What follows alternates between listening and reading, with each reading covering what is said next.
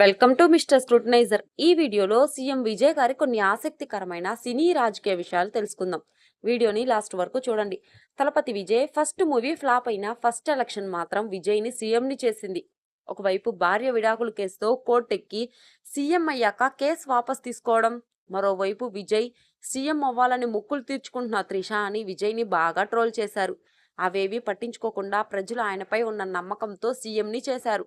తన సినీ కెరీర్ పీక్స్లో ఉన్న సమయంలో కెరీర్ని వదిలేసి రాజకీయ ప్రవేశం చేసిన హీరో విజయ్ తమిళనాడు సీఎంగా బాధ్యతలు చేపట్టినప్పటి నుండి ఇప్పటి వరకు ఏ సీఎం చేయని కొత్త పద్ధతులు పథకాలతో ప్రజల్లో మంచి గుర్తింపు తెచ్చుకుంటున్నారు. అయితే వాటిలో కొన్ని తెలుసుకుందాం. మహిళలకు 2,500 రూపాయల ఆర్థిక సహాయంతో పాటు ఉచిత బస్సులను ఏర్పాటు చేశారు.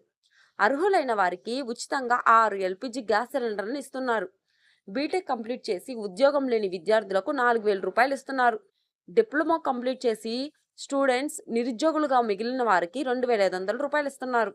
అన్నా క్యాంటీన్లో నాణ్యమైన రుచికరమైన భోజనం అందరికీ అందుబాటు ధరల్లో కల్పిస్తున్నారు.